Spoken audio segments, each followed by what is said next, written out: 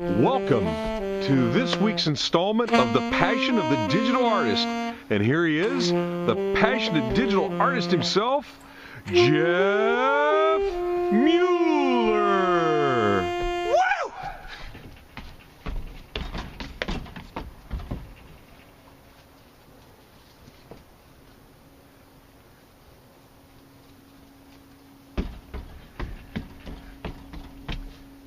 Jeff, my keen powers of observation and college education tell me you're just a little bit excited this week, perhaps? Serene Marina is done!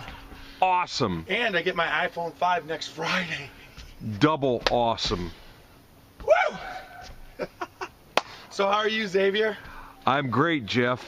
How are you? I'm really good. There's a reason for that. Serene Marina is finished. Yeah! I finished it midweek. Some people have already been invited, not a lot, to see the painting. But I also had Cape Cod Magic up also on my website. So right now, Cape Cod Magic and Serene Marina is fully viewable on my website. But what I'd like to do today, as we jump right in, is I'm going to illustrate a couple more things. One, this is probably the last week, besides little quick glimpses that we're going to spend in front of the computer. We're going to start to do some outside video blogging or different places. You know, we'll find out something to make it not into an educational series like it's been in the past 4 or 5 installments. So, getting right into that. I have, the first thing that happened is I installed Mountain Lion. Now, Mountain Lion is the newest OS operating system that Apple has come out with, and so far so good. Everything went smooth. My calendar is working. It hadn't been working for a while because I didn't have my account set up, but it kind of went through the setup thing, and everything's working very smoothly so far. So I was a little bit nervous doing that. I waited for Serene Marina to be finished before I would upload that and do the update, but so far I'm really glad I did the update. Now, on this particular one, Serene Marina, there it is. Jumped right in. There it went. Yeah. Here we go. There's the finished, we'll just get rid of some of this stuff. There's the finished painting in its finished glory. Now, beautiful. This painting, in the end, we've already went through what I did and didn't take out, but once I finished the final part of it, I went through and fine-tuned certain things like the water, getting the water feel that I wanted. I did a little bit of more color correction through there. Plus, I ran it through the water area, was through a couple painting programs, and I used, I believe, 15% of 2 of the painting, so about 7.5% of each one in the water to get the feel that I wanted specifically. So it's probably 5% photograph, 85% or 80% painting, and then 7.5% one filter of my painting and 7.5 another painting filter mixed in to create the water. Now, as far as the boats go, that's 95%. That is 95% painting and 5% photograph, and the sky's 100% painting. Now, what I'd like to do right now is illustrate one more time. I brought out the initial starting photograph to show where this painting started. So this is the raw photo that you took. This is the photo I took in Cape Cod. Now, that's one of the unique things. When I see the painting in front of me, I'm doing grab reference photographs for composition mainly. What's happening in composition, knowing that I'm going to do a bunch of stuff to it. For one, though, also in my head, like in The Mysterious Absence Drinker, I saw that painting for at least 2 years before I did it. I knew what I wanted that painting to look like. And the same thing here. When I saw it in the marina, I knew what it looked like. And this shallow area, one of the things I love is painting water. The refractions. There's lots of artists that will just paint water reflections and the subtle wind blowing on top of the surface, creating the ripples. And they'll just do those. I've seen many paintings of just studies of the water. So seeing that particular day and knowing that you could see the seaweed through here, you could see the sand bottom, I knew that I liked what was going on, but it wasn't going to be anything what I was going to paint in. And if you go through here, you can just see, I'll put them side by side, what happens into the water here and what's happening. It's almost a impressionistic interpretation of the water itself. And then I'll give you the photographic enlargement before any color correction. So, and as you get up, you can just see it's a photograph. I mean, there you see the seaweed through here, and that's nothing. You know, that's I keep doing that.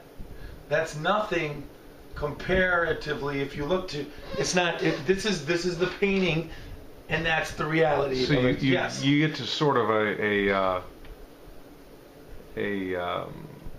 idealized realism, really bordering on impressionism. And that's one of the things I'm trying to do, though.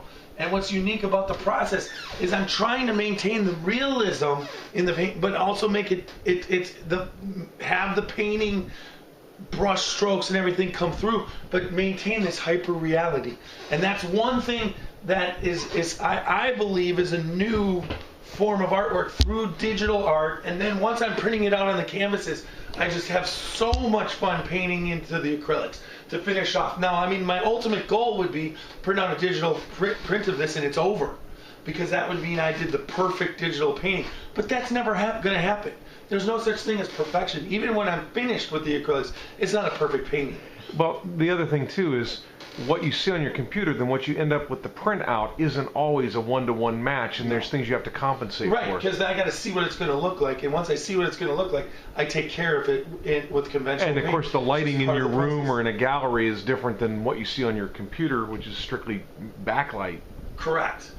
Now that takes me to the newest painting. Now the one thing, the next two paintings in the series are twin paintings. It's basically the lighthouse in Cape Cod from a fantasy standpoint of looking down the beach at the lighthouse from the front of the lighthouse. You're looking down the beach and you're looking north.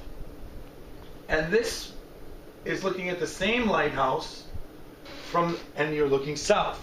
So they're twin paintings. And the inspiration for both the paintings were, in this case, now this is the photographed, stripped in, retouched version of the beach. Same thing here, that's what this is, but I'll be able to illustrate what's going on with the painting of the grass, which I've already started. But what I'd like to do is throw out there, because I haven't named either one of these paintings, I would like to throw out, and there might be something in it for somebody if I take the name, that I would like my viewers or my audience to name these two paintings. And I will consider all applicants. Leave a comment on my website, tweet me, Facebook me, no problem. Just it's easy to contact me, everybody knows. And let me know your idea for that. I'll take in all accounts. I'm going to take in Xavier's account. Beacon Beach, north and south. And then my wife has a couple ideas that she's working. I'm not saying that I'm going to take somebody's, but if I take somebody's idea for the name of the painting, I think that would be kind of cool, because that's my way of getting in touch with the audience. I mean, naming paintings in today's art world is so important.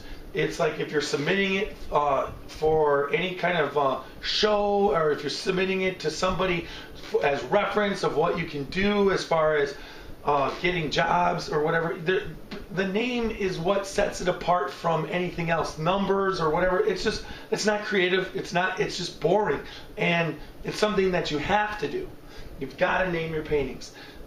That way, when you go to register them online, depending at the couple different sites that you can register your paintings, the names are there, it's yours, it's documented, you got to do it. So I'm throwing out there that we can, this week, but hopefully by next week I'll have the name of this and be really close to finishing the southern view. So, but here's I wanted to show everybody where the detail is and the craziness that I've taken on. This is the painting. If you look, I'll take away the painting part. It's been color corrected. You can see the detail that's happening. And then here you go, what I've started to do already. Throwing in, painting individual blades and just getting the overall feel. Now, if you come to about this size, you're going to see how much the painting means to this particular painting. If you look in this grassy area, as I remove, you can just see the intensity of the grass and the beauty of the grass start to come through, where here it's a little bit duller in the photograph. So I have the original shot, and that's and this is the first part that we're dealing with here. You can see the dullness of the actual shot. Once again, when I shot this particular picture, I was shooting it envisioning this particular lighthouse that I had already shot, that it was going to go where it was going to go, and I was going to work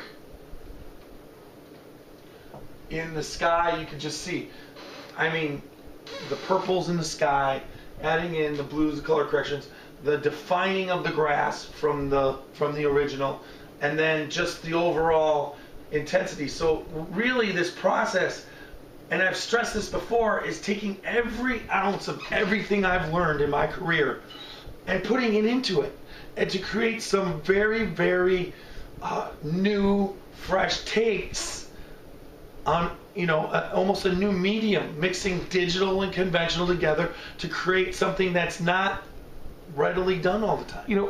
What strikes me, Jeff, is you have this uncanny progressive visualization. Like, you see the end result, and before you even start, but then I don't know how you keep from going bonkers trying to get to that end result when you're faced with what appears to be an infinite number of individual grass blades that you're painting. Can you elaborate on that? Does that not get monotonous or frustrating at all for you? It does towards the end. If you're, for instance, the first painting, Cape Cod Magic, thank you. that getting towards the end, I was getting antsy. It took about 2 weeks to paint that grass and that bush and those bushes. I started looking at leaves and trees differently in real life. I mean, I could see the shimmering that was happening into the painting and dealing with it, and how I started paying attention to that type of stuff and understanding and seeing how close what I was doing was mirroring nature. And then the same thing when I was working on this particular one, it was the tediousness of the pier, but the boats, the sky and the water was a little bit tedious, but the boats, when I started to get close and I was working in this area for the end, I was getting a little bit, I get antsy. I want to get done, I got this deadline, November 15th, all 5 have to be finished. But at the same time, when they start out fresh, and each one, each particular one I'm dealing with bushes and weeds and grass, and this one I'm dealing with the water, and then this one I'm dealing with the seagrass, is a new adventure. And honestly, when I first start out painting this particular grass, it's slower and tedious. It's tedious, but as you go and you learn, it just, what you're doing in your brush strokes all of a sudden start to just come out of you. It's like you get in a zone and all of a sudden you've learned how to paint that particular grass, and then you kind of go. You're like, you let it loose. Whereas at first you're kind of learning, so it goes a little bit slow. But then the decisions you start to make, you're going to start making over and over and over again. That way it goes a lot quicker. Okay, very good. Good answer. I mean, that's where we're at this week. They look beautiful, Jeff. Thank you, Xavier. By this time next week, hopefully we'll have a name for the twin paintings. So until then, have a good week, folks.